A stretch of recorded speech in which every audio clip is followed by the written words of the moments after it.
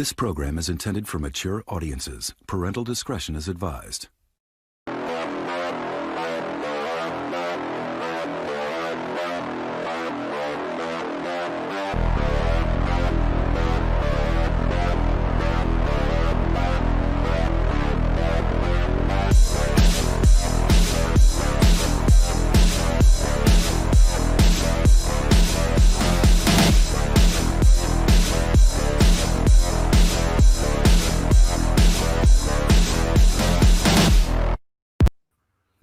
All right, and we are on. How'd you guys like that intro? I saw a couple of you jamming to it. I saw Joe getting ready. Joe was like this, getting ready. You see me jamming out? I was jamming. Yeah, we had one viewer during the countdown, and then they turned off. So they're not watching. They just wanted to watch the countdown. So I appreciate that. Well, let's just set it to 60 minutes and let's all take a break.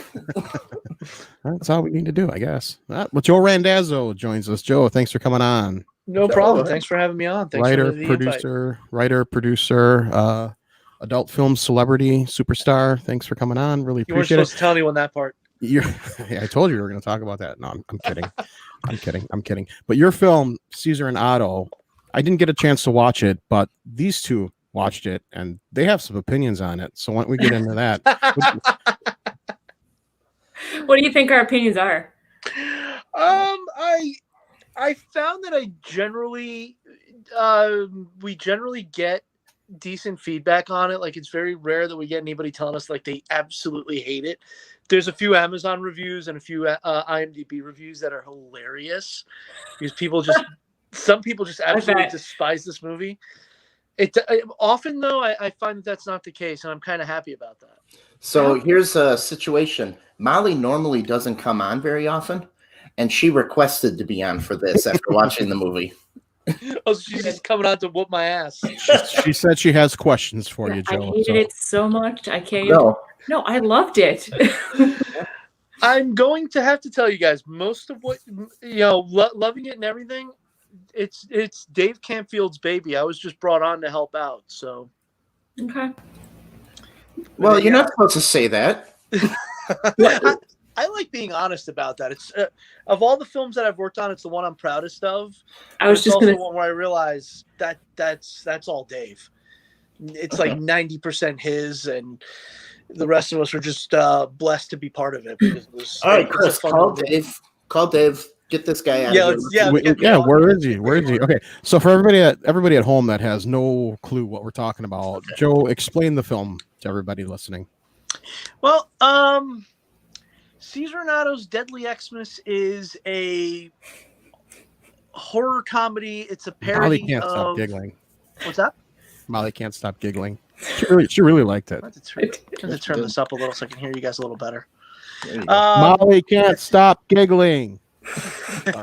Caesar and Otto's Deadly Xmas is a horror comedy parody that is it pokes fun at the 80s Christmas slasher movies, most specifically Silent Night, Deadly Night, but God, we do parodies of just everything else under the sun in there.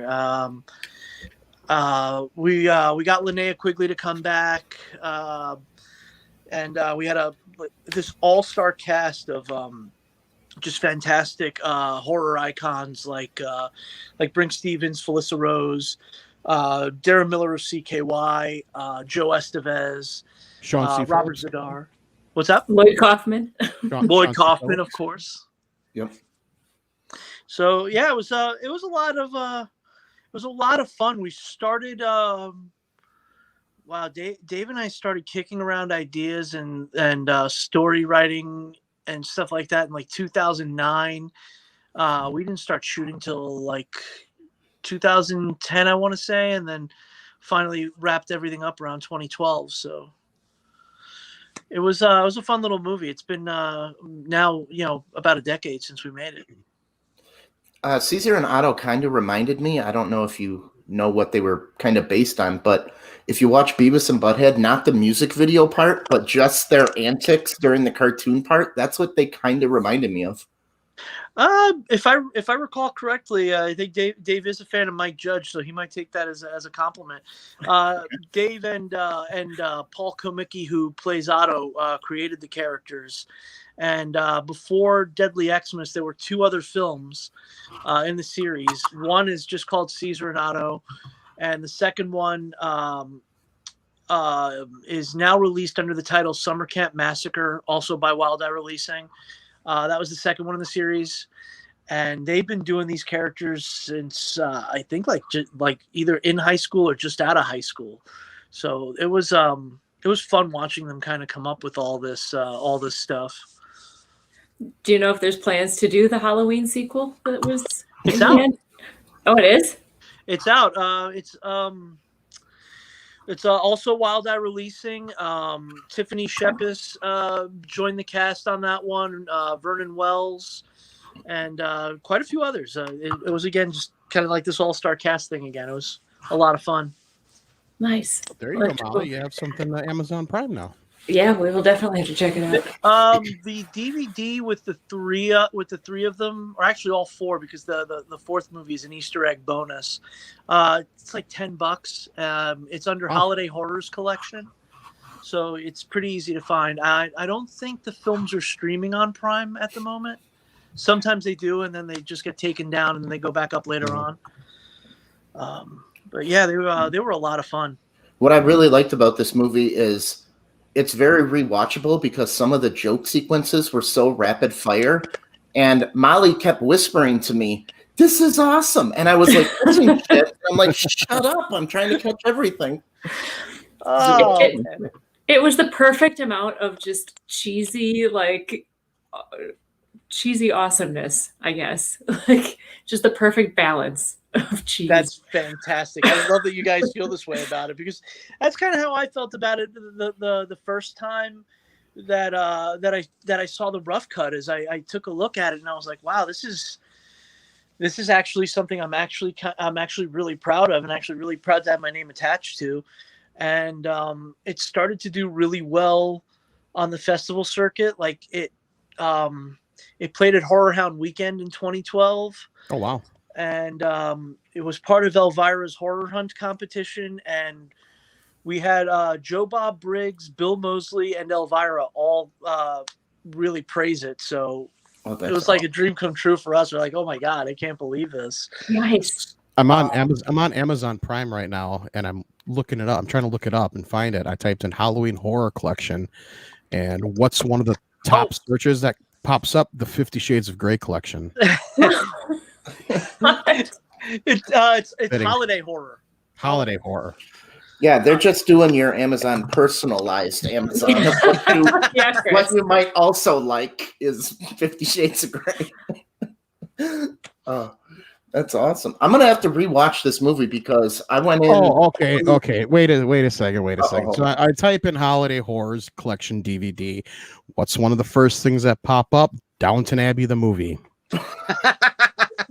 Must be my personal collection, my personal. Wow, Chris, we're learning a lot about your search history. I guess 95% accurate too. They can predict what you want. It's Downton Abbey and 50 Shades of Grey. I approve.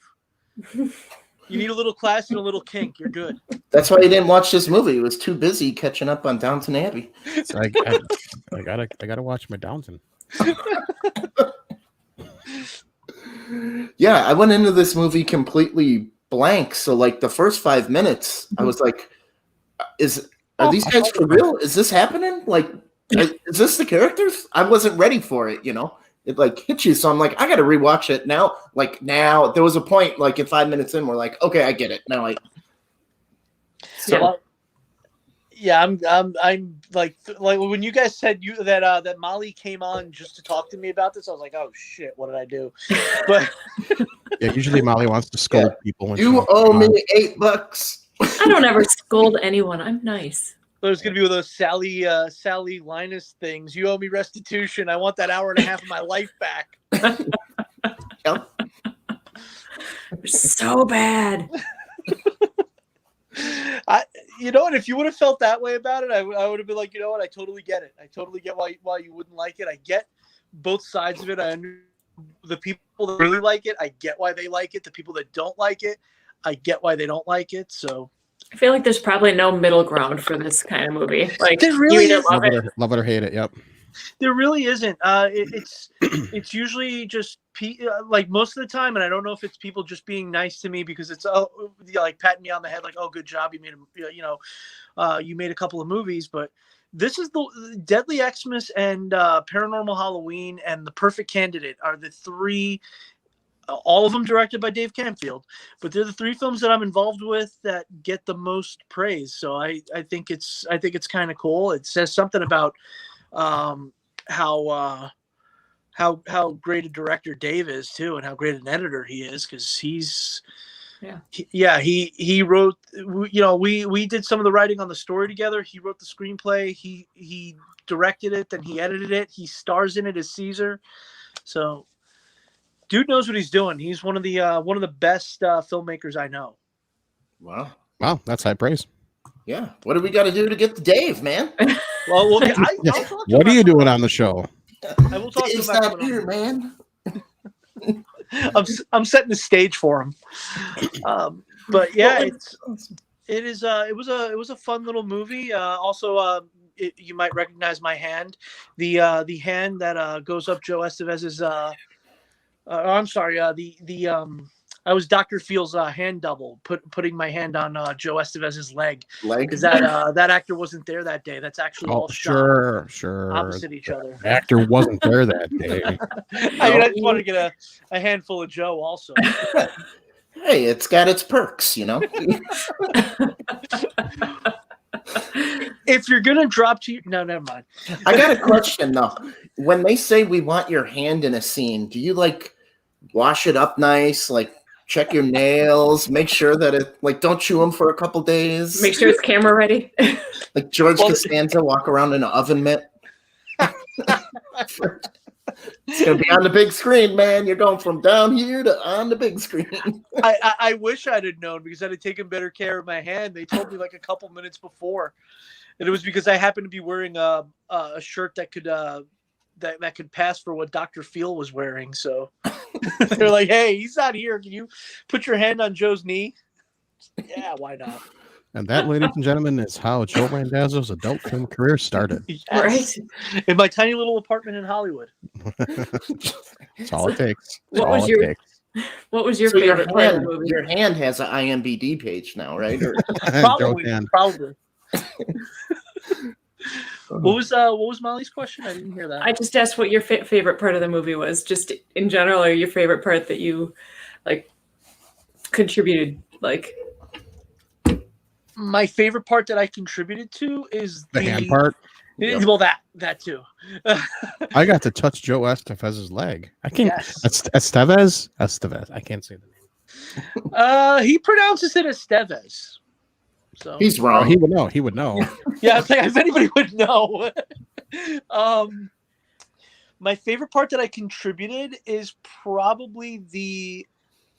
Oh, I wrote the cheesy monologue that the actress in the movie they're shooting recites when she finds the knife.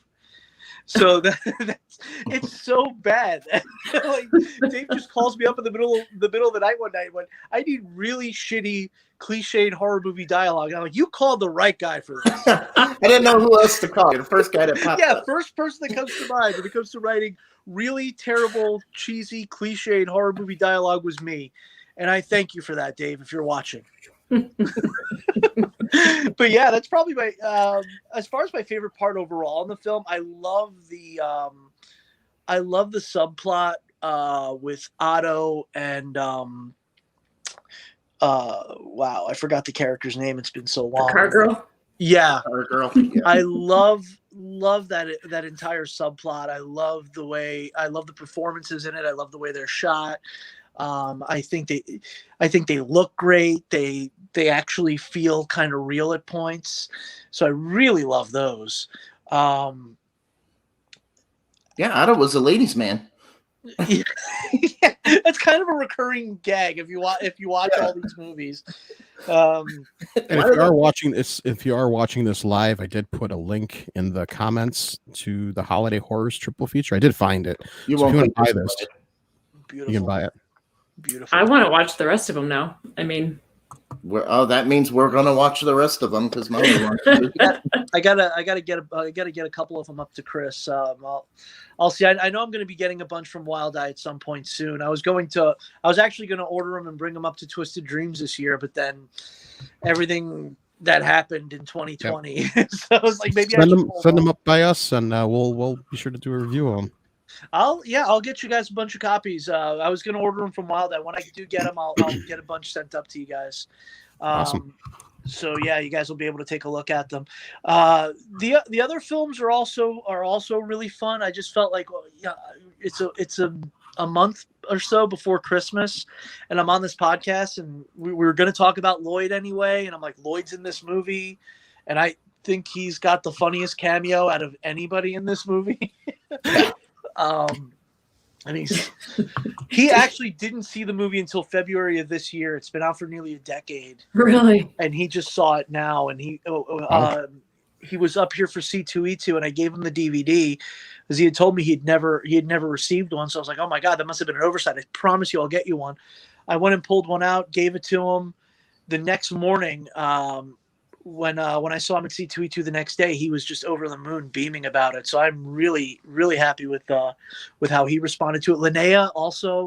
Linnea Quigley will occasionally, like on her Facebook, like just post a random still from the movie or something about how much fun it was. Or it's super cool how much a lot of them still love it. Felissa always champions she's in all these films.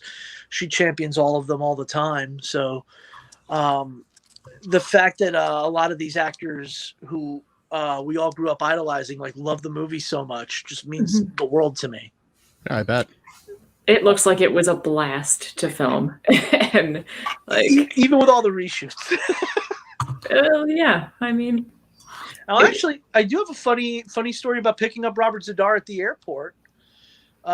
Because we were doing reshoots on this film. Robert Zadar was originally not going to be on this film.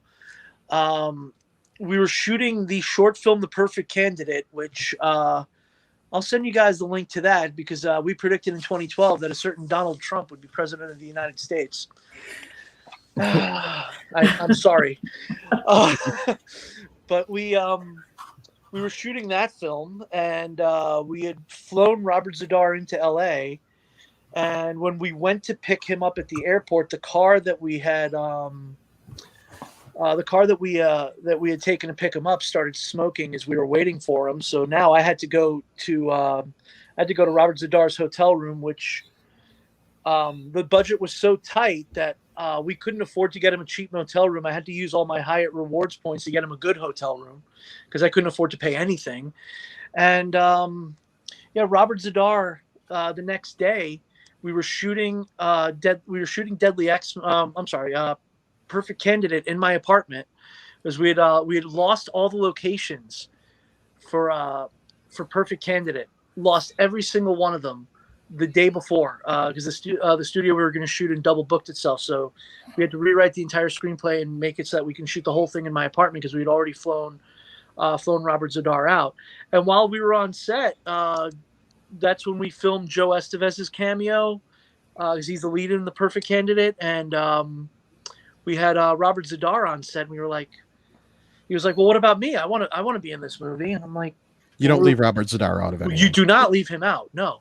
So we were like, okay, well, we would definitely love to have you in there. So he just kind of went off the cuff and just did his own thing on the credit sequence that appears at the end of the movie. But man, I loved him. Robert and I became really close friends for a couple of years up until he passed away in 2015. We were just really close friends. Oh. Yeah, we don't have a spot for you in this movie, but I got 5 minutes with a famous hand if you want. You could always just let Robert Zadar crash at your place. I mean, yeah. Has he crashed at me? Did he crash at my place? No. I've crashed in his hotel room a couple of times when we were on other projects together. Yeah, but did he know you were in there? Yeah. Were you just hiding in the closet? Well, he's not going to know now. I just want to touch his jaw. That's it. Robert Z'Dar, of course, had the most. Robert Z'Dar had the jaw, the famous jaw. Yeah. In case you don't know. Yeah, he's the dude with the big jaw in Tango and Cash. I don't remember his character's name in that. Maniac Cop. And of course, Maniac Cop, what he's most famous for. Which I think they're all on Shudder right now. Oh, geez, he does. He could take a punch. Yeah, he could. That was the guy in Tango and Cash with the breathe right strip. Yep. Wow. Yeah, he was. Nice. He was. Yeah, Samurai Cop also. Mm-hmm. He was great in Samurai Cop, which. That looks like a fake jaw. That's 100% real. He looks like a Pets dispenser. Oh, Okay. We gotta Be nice. Sorry, that's so big. I'm getting muted. but yeah, he was a really good dude. Real, fuck. You don't think that like, one day he's gonna leave for a convention and not come back, and it just kind of sucks that that's the way it went. Because I actually met Chris, I met Shanta, I met all these people in the area now that I do consider to be close friends. I met them all after he passed away. So, and there he is. There's the great one. There's the Maniac Cop, Soul Taker, Maniac Cops. That's his sultry look. Samurai Cop. Yeah, really, really great dude. I wish I would have got to meet him. I would have touched his jaw. You don't want to mess with him, man. I'd take a punch for it. You know the story I could walk away with? Some things are worth taking a punch for. Touching Robert Z'Dar's jaw, that's one of them. How was it working with Lloyd Kaufman? I bet he's a blast. Lloyd is amazing, and I say this as somebody who's been friends with him for over 10 years. But when we shot his cameo, it was at the beginning of our friendship. It was one of the first days that I knew him, and it's back when Lloyd had this reputation of being. I guess he had a reputation of being difficult to work with because people had seen that documentary on Terror Firmer, and Lloyd took a liking to me and to Dave and to a lot of the guys that worked with us. He took a liking to us quickly, and I found that the best way to Lloyd's heart is tell him what you're going to pay him and actually be honest and come up with the money. Pick him up on time where you say you're going to pick him up.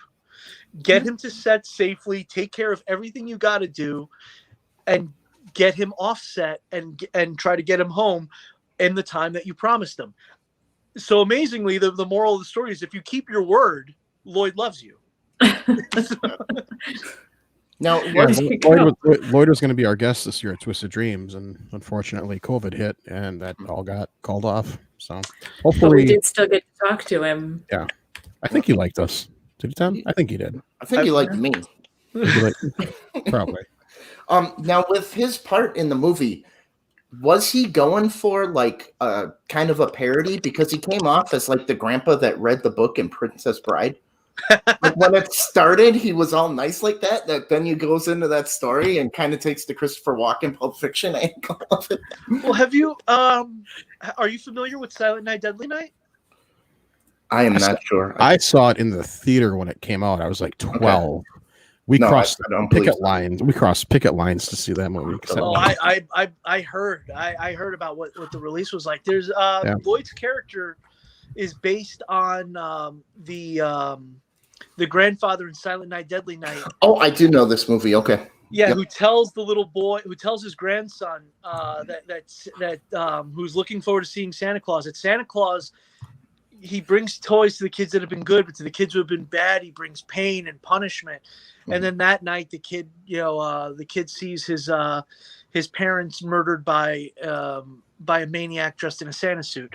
So this is again a story where we were on another movie. We were shooting the short film Caesar and Otto Meet Dracula's Lawyer in New York. We brought Lloyd in for that, and we still had a little bit of time at the end. And Lloyd really was enjoying his time with us. So we were like, hey, we're doing this feature, and we were looking for somebody to play the grandfather character of this little boy. And Lloyd was like, yeah, I'll do it. Why not? We still got time before the car gets here. So we didn't have the script written. So everything that Lloyd says in that, we just gave him the basic idea of what we wanted, and Lloyd just completely improv'd everything. Nice. And it did see a little. Yeah, it did sink because he's like, then he chopped your penis off with a chainsaw. It was entirely, yeah. We laughed so hard after that cut that we had to put that one in. Yeah. It was kind of an afterthought. That's awesome. I mean, we were going to ask him anyway, and then we had all this time, and we were like, because we had shot that, I think that was in December of 2009, and we started shooting the film in LA in I think March or April of 2010. So we had shot this before we shot anything else, and we were like, well, instead of getting a child actor, let's just get Dave. We'll put him in front of a green screen, then we'll shrink him down to make him look like a kid. And it worked. It looks so cheesy. It's awesome. If you were tasked with cutting someone's penis off, the last thing you would grab is a chainsaw. A chainsaw doesn't really work. I mean, you have to yeah. You need to clothespin it to something and have the person back away. You'd have to really get pinpoint precision with that chainsaw to chop the penis off. Just the penis. You guys are taking way too much thought into cutting a penis off with a chainsaw. You've never done? I've never tried it. No. What would be harder though, cutting a penis off with a dull butter knife or a chainsaw?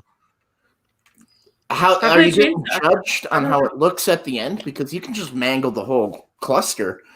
I mean, it'll come off, but you use a butter knife. Yeah, I don't know. A dull butter knife. A dull butter knife. Not one of those serrated ones that can. If you put it on a cutting board and lean hard enough, like when your pizza cutter breaks and you got to use the knife. Might work. That might work. There you go. Got to get leverage. But a chainsaw will just rip that thing right off.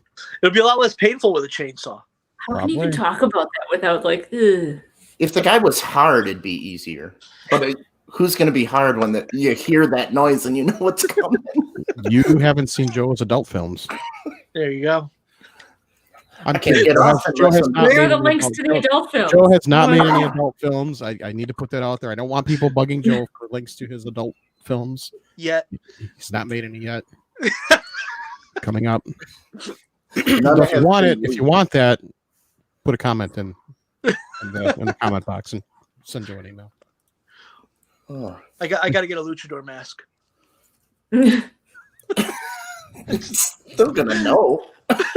It's gonna be you in the same shirt from same size. That's what I'll do. Yeah, I'll wear the Frankenstein shirt and a luchador mask. No one will ever know. Your viewers here will know. This is your Clark Kent disguise right now. Speaking of that Frankenstein shirt, check out our merch shop because we have some Frankenstein shirts on our merch shop. I saw that. Actually, the design you have is really, really cool. I was going to take a look at that later. Awesome. Yeah, go ahead, buy it. You can buy it. I won't stop you. I do like the shower curtains. And if anybody wants a picture of Tom biting his nails like a maniac, I do have that on the shop. It's not up there right now, but if you want it, let me know and I'll put it up there. You can get a shower curtain, a face mask, just Tom biting his nails away. Oh, I'm actually working on more merch with Trauma too. Unfortunately, it's not finalized, so I can't really tell you guys about it yet. But these are coming back. The Trauma Club shirt that we designed for them is going to come back eventually. We're still working that out. Awesome. Nice. And we got a couple of other things in the works with them, so it'll be kind of cool. But what were we talking about? We were talking about working with Lloyd. Lloyd he's phenomenal. I'm amazed. The thing that amazes me most is when people think about him, they think about the guy who makes like all these B movies and stuff. And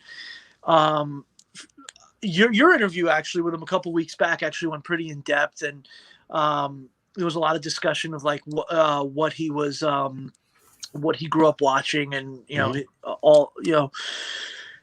he is an encyclopedia of film. Like people don't realize, like that man knows everything. Like we were driving up to Long Island to shoot his scene in this film, and we sat there talking about Louis Buñuel, and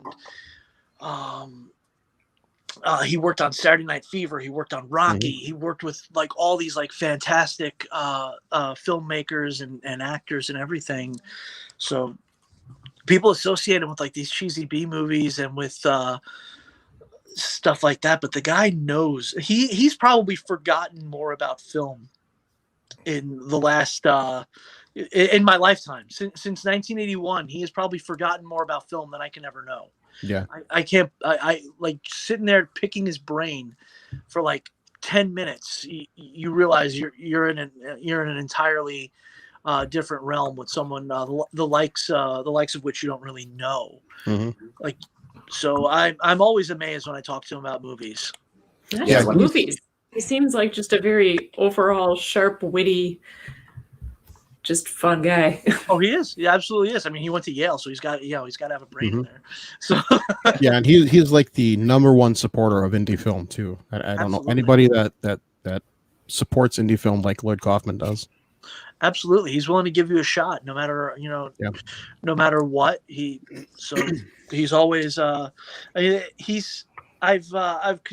called him the Roger Corman of this generation, because I mean, when you look at the people who came out of Trauma, like Matt Stone and Trey Parker, Eli Roth, James Gunn. I mean, James Gunn's probably the biggest of all of them now. Yeah, he's definitely the Corman of this generation. Like in all aspects, people can in all walks of the industry, there's people that could go back and say, oh yeah, I know Trauma, I know their stuff. So it's super cool because he's got a built-in audience, and if you can make something of quality, you can get yourself in with that audience. Yeah. Oh, yep, for sure. Hopefully we can have Lloyd back on the show sometime not too long after the new year, because I got a lot more questions that I could ask him. I could talk to him for days. You've got his info, so yeah, absolutely. Hey, there's Shanta. Shanta. Hey, Shanta? I didn't think she was going to be watching live tonight. She says hi, Joe. I see it. Hi, Shanta. How are you?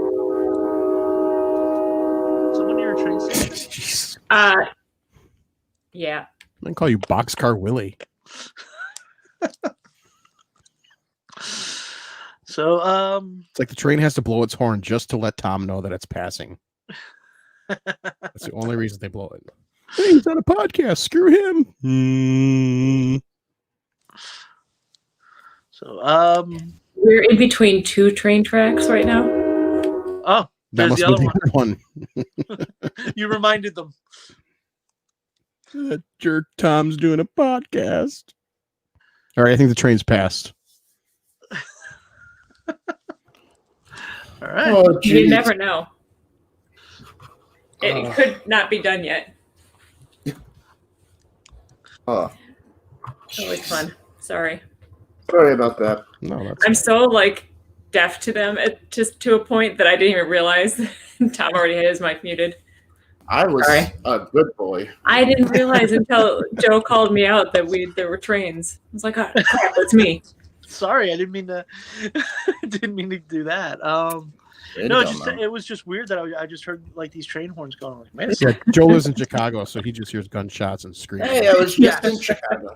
I try to do my best to keep those out. Actually, I have the Union Pacific nearby, so sometimes on a really quiet night, it's 2 blocks away, on a really quiet night. I was just down there last Wednesday. Did you see me? Oh, of course. I thought that was you. I waved. You should have recognized his hand. Mm-hmm. I was like, I'm going to see that hand in a couple days. I didn't watch it till afterwards. There's something special about that hand. Foreshadowing. I've heard. All right. I wasn't on talking with Lloyd Kaufman. I was just watching the interview as it unfolded and enjoying it. But when he started just dropping F-bombs, I was like, whoa. Yeah. Yes, dude's cool. Oh, he absolutely is. He's a lot of fun. Like he invited me over to his place once. His house. I call it his place. Like he's just a buddy with an apartment. I remember he had my girlfriend at the time and he had us over. And, like it was when he was doing the Produce Your Own Damn Movie documentary, and he just pulled out his camera, just talking to us about indie filmmaking, and then accidentally recorded over it. Either that, or I must have said some really horrible shit that he did not. So were you able to keep your clothes on in this interview? It's kind of hard to keep your clothes on around Lloyd. I mean, you'll never know because they filmed over it. You want to work in this business ever again, Joe? Made more than the hand this time. Oh, there you go. But yeah, but yeah, he's a lot of fun in that way. Like just chill and like just talk movies for a while. Like I've done so many events with him where we just kind of hang out and just like there's not a lot of fans at the booth at this moment, so he'll just have a couple minutes. We'll just catch up, and he's just one of the funniest, wittiest people that you'll ever meet. yeah, Really quick. I was very entertained watching that interview. I can't keep up with him in movie knowledge, so I was out of my element. I was dying. I was out of my element. Yeah, it was the same thing. He was on Joe Bob's Last Drive-In last season, and I think the episode where they had him on was the most popular episode all season. At the end of the year, when they asked everyone what their favorite one was, it was the episode that Lloyd was on by like a landslide. I think he's just super entertaining. Mm-hmm. Yeah, he is. And Chris and I have interviewed both of them. Boom. Yeah. Oh, that's right. You had Joe Bob. I ended up not being able to come up last year. Fuck, what was I doing that week? Oh, I was. I think you went to another film festival. I was going to go to one in LA, and I ended up not going to that one. That was the weekend we ended up finalizing all the stuff for the shirt. So I ended up not being able to make it up there. Mm-hmm. That was. It was a fun interview. I would have loved to meet Joe Bob in person because actually, too bad. Yeah, I blew that one. That chance, yeah. I regret. That was an awesome weekend. We so undercharged our tickets. Like we could have charged so much more, but we sold out. That was good. And I had this crazy idea to pick Joe Bob up at his hotel and drive him to the theater in a hearse. I thought he was going to freak out. We did it. I thought he was going to freak out and say, "I'm not doing that." But he's like, "Oh yeah, heck yeah!" It was a brand new Cadillac hearse. It was an awesome weekend. He seems to totally love the gimmick. So it works. But there was a line out the door all the way up the road around the block. People standing waiting to get autographs from him, and he stayed until the very last person had gotten their autograph. And he personally, he would talk with every single person and listen to their stories. And I mean, he wasn't hurrying anyone on. He was. Yep. It was very cool. I've heard that about him, and he's someone else who's very very friendly to independent film.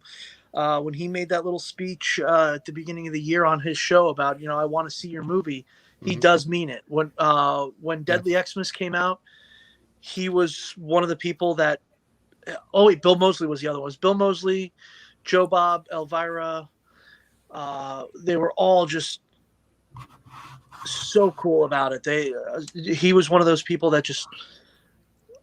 What was I think his comment was something like, "These guys get it" or something like that. Like these guys understand it. These guys get how to do it. Yeah, that's a Joe Bob comment. He knows a lot about film too. Almost like Kaufman. He's like an encyclopedia of film. Yeah, he's one of those guys again. Like everyone associates him with like horror and sleazy movies and B movies, but he knows his stuff just with everything.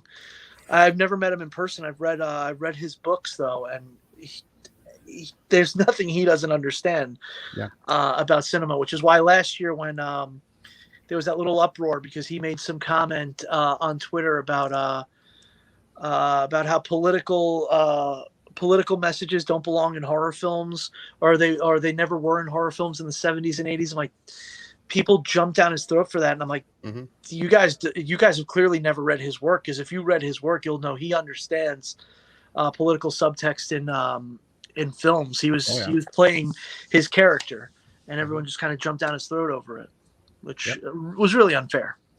Yeah.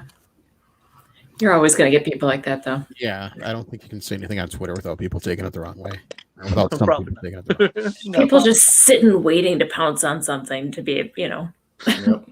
Well, now Gina Carano, the fighter, and she's in the Mandalorian. She's getting a lot of heat on Twitter now for her kind of right wing viewpoint. What did she say?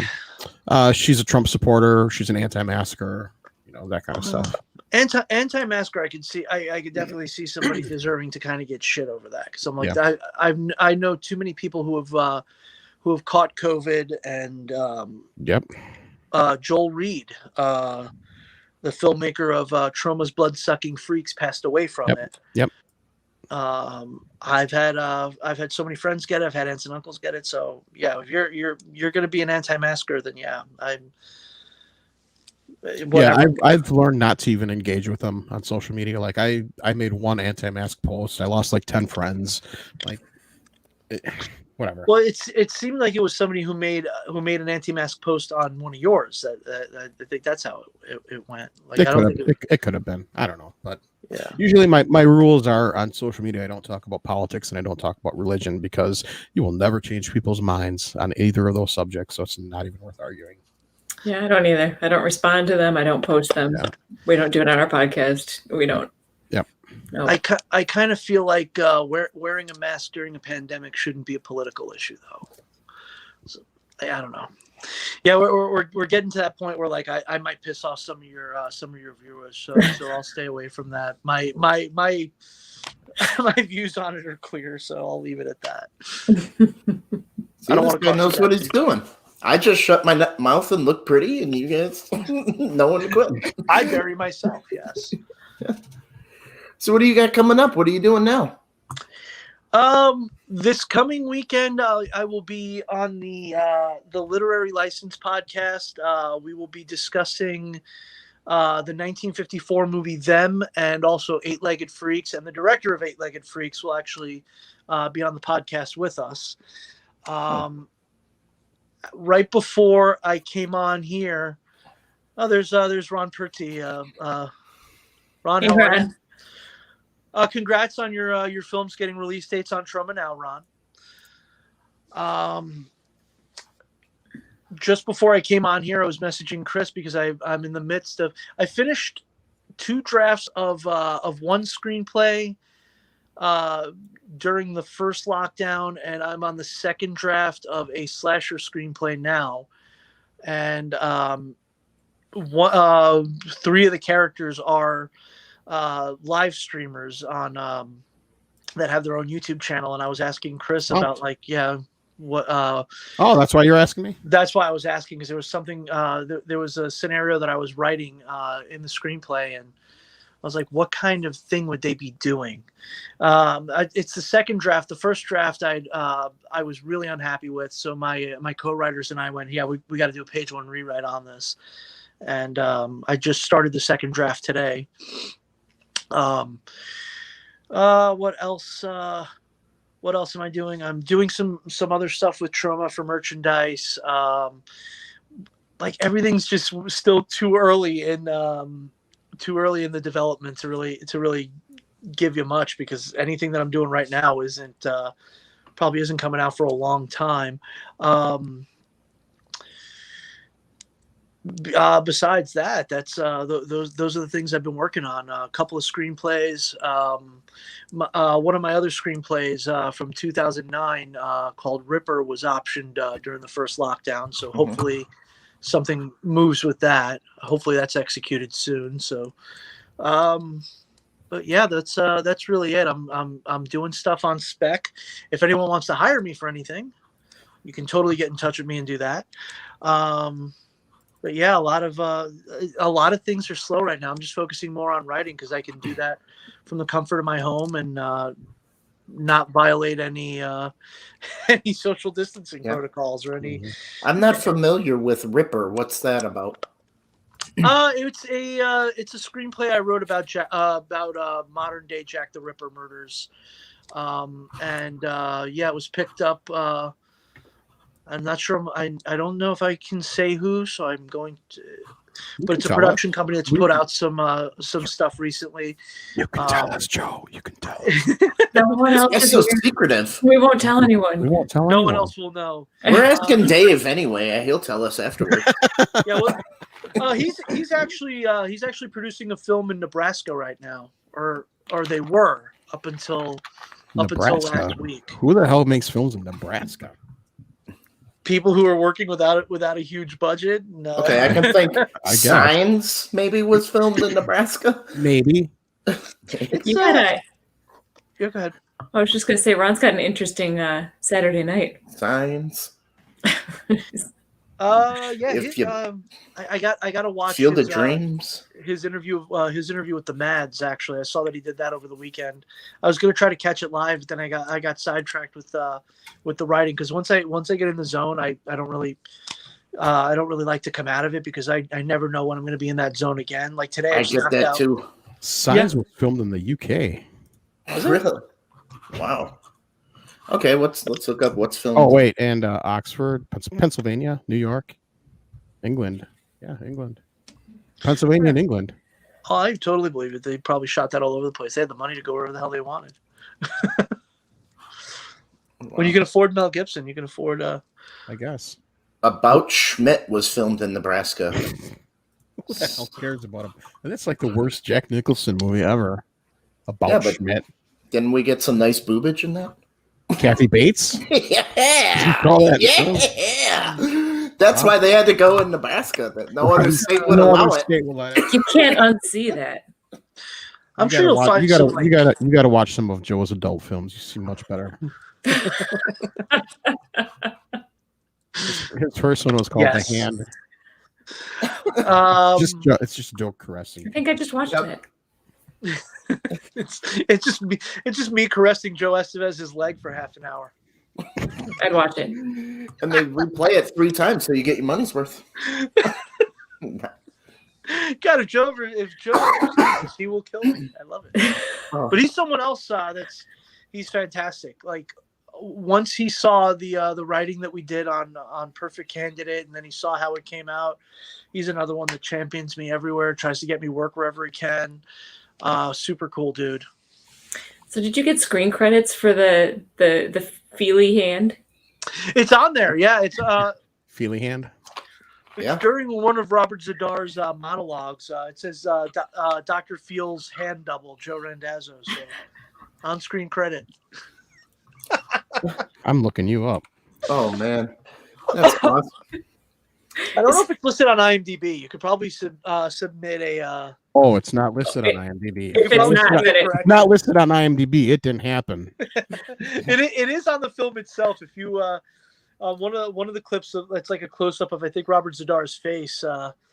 It's off to the side as Dr. Feel's hand double. Nope, not on IMDb. Doesn't You were the janitor in Donald Trump's The Art of the Deal, the movie. That actually was not me. I know it wasn't. I saw you post that. You might want to.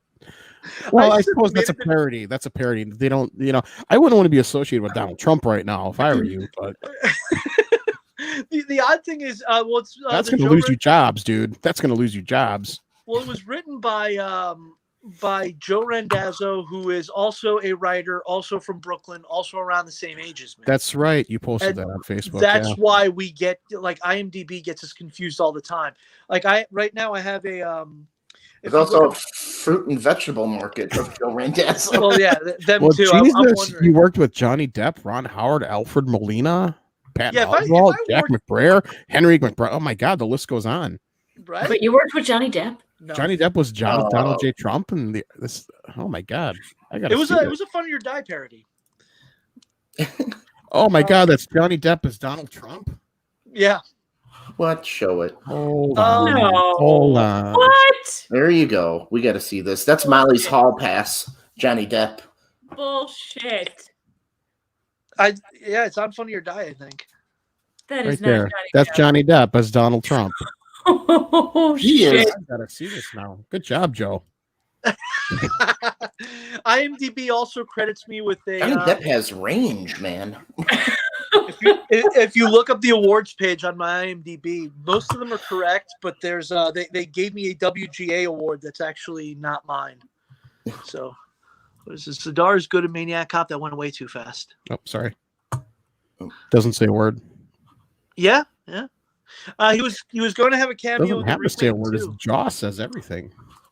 Yeah, exactly. Jaw says, "Don't fuck with me." He was going to have a cameo in the remake, and John Cena was supposed to play Zidar's old role as Matt Cordell. And I remember he got the phone call from it. We were hanging out in his hotel room. I don't remember where we were, but I remember him telling me, "Oh, they just called me. I'm going to have a cameo in the Maniac Cop remake. Johnny Depp is playing my old part. Not Johnny Depp. John Cena is playing my old part." It never happened, unfortunately. Oh. The other one they called him about while I was there was he was going to be the warden in Human Centipede 3, and that ended up unfortunately not happening either. Does he always play a cop? Almost always, yeah. Yeah. I mean, it's what he was famous. Cops, military, and gangsters. I could see Johnny Depp Strong guy. playing the Maniac Cop, but Johnny Depp would insist on a prosthetic chin, and he would. would nail it. And I misspoke. It was John Cena was going to be the.